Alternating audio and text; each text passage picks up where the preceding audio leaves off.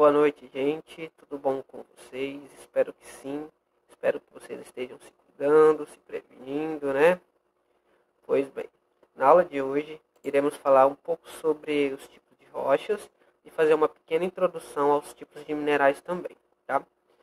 A litosfera, que seria a camada superficial sólida da Terra, ela é composta por rochas, que por sua vez são formadas pela união natural entre os diferentes minerais. Assim, em razão do caráter dinâmico, a superfície, e através de longos processos existentes, né, dá uma infinidade de tipos de rocha. Eu vou destacar 3 aqui para vocês, tá? Que dessa forma foram elaborados tipo uma classificação das rochas, sendo elas rochas ígneas ou magmáticas, as rochas metamórficas e as rochas sedimentares. As rochas ígneas ou magmáticas, ela é dividida em 2 tipos de rochas, que são as extrusivas e as intrusivas. Falando um pouco sobre as extrusivas, elas são aquelas que surgem a partir do resfriamento do magma, ou seja, da lava dos vulcões, né? Formando a rocha na superfície em áreas oceânicas. Como nesse processo de formação da rocha é rápida, ela apresenta características diferentes das rochas intrusivas. Um exemplo dessa rocha é o basalto, que seria essa rocha aqui, ó. Beleza? Já as intrusivas são aquelas que se formam no interior das terras, ou seja, mais profundamente, geralmente nas zonas de encontro entre a astenosfera e a litosfera, em um processo mais longo. Elas surgem na superfície somente através de afloramento, que se formam graças ao movimento das placas tectônicas. Pode ocorrer tanto em montanhas, né, que é um exemplo, como nos dobramentos modernos, que é um pouco mais difícil. Tá, ok? Temos como exemplo o gabbro, que seria essa rocha aqui. As rochas metamórficas são as rochas que surgem a partir dos outros tipos de rochas previamente existidas, que são chamadas de rochas-mães. Tá?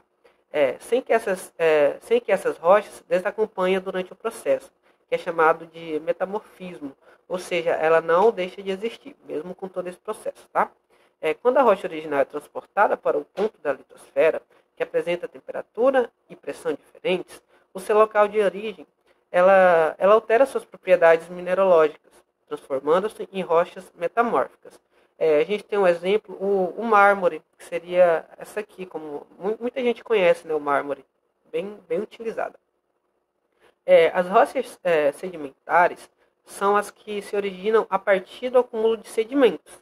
São aquelas partículas de rochas, né? Uma rocha pré-existente sofre com as ações dos agentes externos ou oxigênios de transformação de relevo, desgastando-se e sedimentando-se em inúmeras partículas, que é chamada de meteorização. Em seguida, esse material, que pode ser um pó, pode ser uma lama, né, como a argila, ela é transportada pela água e pelos ventos para outras áreas, onde que elas se acumulam, né, em uma certa pressão e unem-se e logo após se solidificam, formando-se novas rochas. Esse tipo de constituição rochosa, em certos casos, favorece a preservação de fósseis, que por esse motivo só podem ser encontrados em rochas sedimentares. No caso, os fósseis eles só podem ser encontrados em rochas sedimentares. Tá? Além disso, nas chamadas bacias sedimentares, onde ocorre aquele acúmulo de rocha sedimentar, é possível a existência de petróleo, ou é mais propício, né? Que é um recurso mineral que é muito importante para a nossa sociedade atual e contemporânea. Tá? Um exemplo dessa rocha seria o calcário. Conhecer as rochas ou os tipos, né, diferentes tipos de rocha é muito importante para a realização de práticas econômicas que se beneficiam delas de várias formas, como o petróleo, né, que é extraído das rochas sedimentares, né, dos fósseis das rochas sedimentares, como do calcário, que é muito utilizado na área agrícola, até mesmo o mármore, as pedras de mármore, as mesas, os móveis, né, feitos dessas rochas, outras rochas metamórficas usadas para a construção civil também, que é muito utilizada. Então, além de ser um minério muito importante, ele acaba sendo um tipo de segmento, né, que é muito beneficiado pela sociedade de várias formas, tanto econômica, né, como utilitária mesmo. Tá, ok? Eu vou dar uma pequena introdução agora aos minerais e na próxima aula iremos reforçar um pouco os tipos de rochas.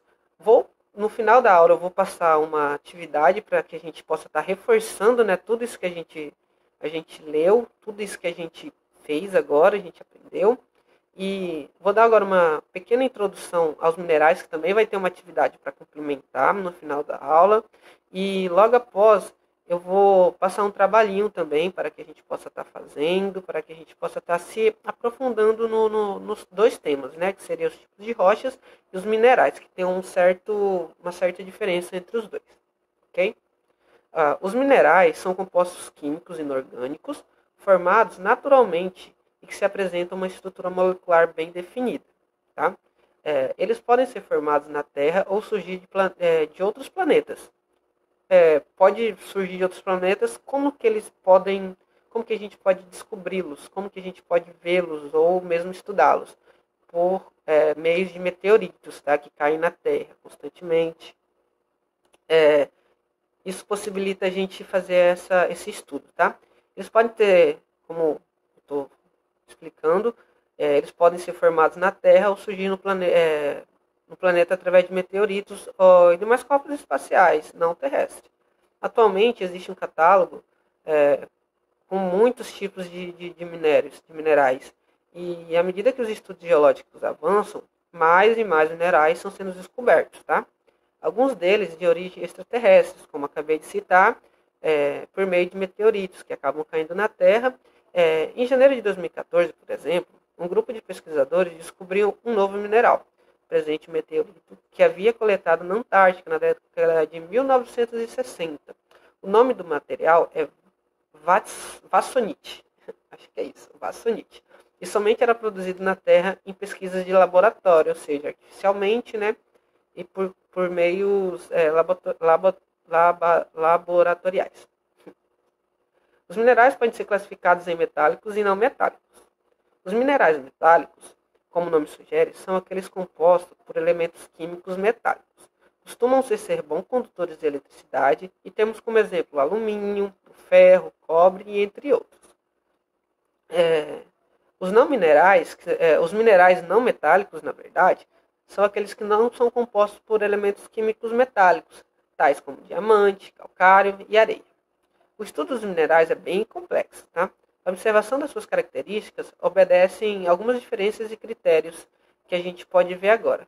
São eles compostos por mais ou menos 10 critérios, que são a cristalização, a cor, a transparência, o brilho, dureza, o traço, a fratura, a densidade, clivagem e as propriedades eletromagnéticas.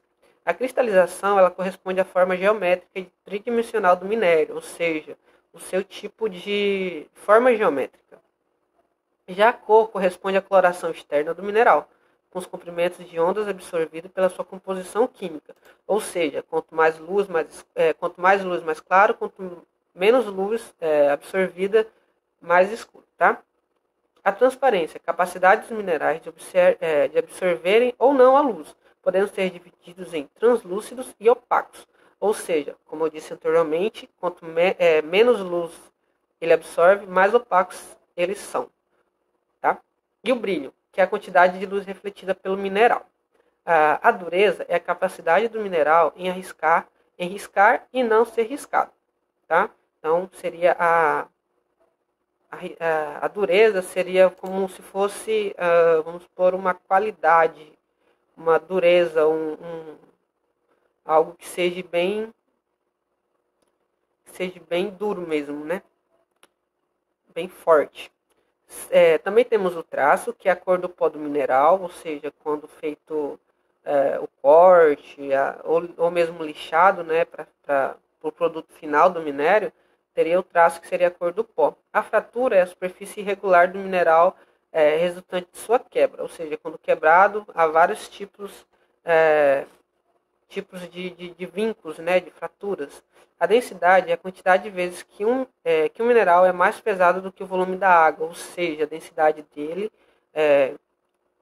ela é dividida, na verdade, a densidade ela é comparada com a densidade da água, né, que é bem mais leve do que o ar, vamos supor, né? A clivagem é o nível de ruptura dos minerais em superfície plana ou regular. As propriedades eletromagnéticas é a capacidade dos minerais de conduzir ou não a corrente elétrica e a sua capacidade de relacionar com o magnetismo, entre algumas outras propriedades de níveis semelhantes. Essa aqui é a parte dos minerais, é apenas uma introdução, que a gente vai entrar nas próximas aulas. O mais importante da aula de hoje seria sobre as rochas, tá? Então, eu vou propor para vocês uma atividade, aqui é apenas uma introdução para que a gente possa já entrar, como é algo novo, como é algo que a gente ainda não viu, eu fiz uma pequena introdução, vou disponibilizar o slide para vocês também, via WhatsApp, via AVA, e logo após a aula eu proponho vocês a lerem, a fazerem as pesquisas e responder os questionários para que na próxima aula vocês estejam mais por dentro do assunto e a gente possa se aprofundar um pouco mais, tá ok?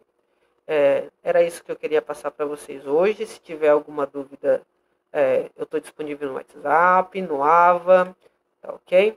Vou disponibilizar no AVA e vou mandar também no nosso grupo do WhatsApp as atividades para serem feitas para que na próxima aula a gente possa se aprofundar um pouco mais no assunto, tá?